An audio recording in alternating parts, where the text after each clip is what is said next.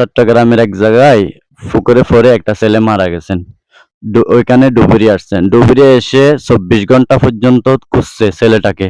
অনেক খোঁজাখুঁজি করতেছে, এদিকে খুঁজতেছে, ওইদিকে খুঁজতেছে, পাইতেছে না।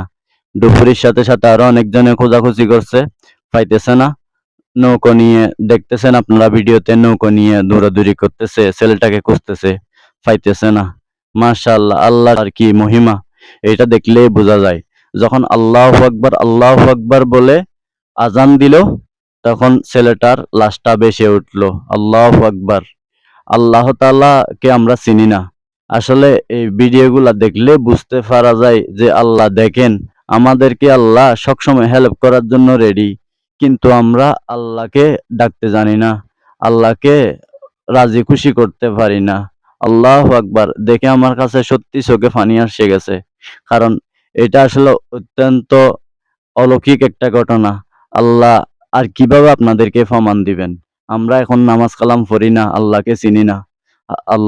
আল্লাহ সবসময় আমাদেরকে হেল্প করার জন্য রেডি। আল্লাহর কাছে আমরা খুঁজতে জানি না, মাংতে জানি না। আল্লাহর কাছে যদি খুঁজতে পারতাম, আজকে আমাদের এরকম দুঃখ, অভাব, অনটন থাকতো না। কি বলেন ভাইয়েরা? মাশাআল্লাহ, আল্লাহু আকবার।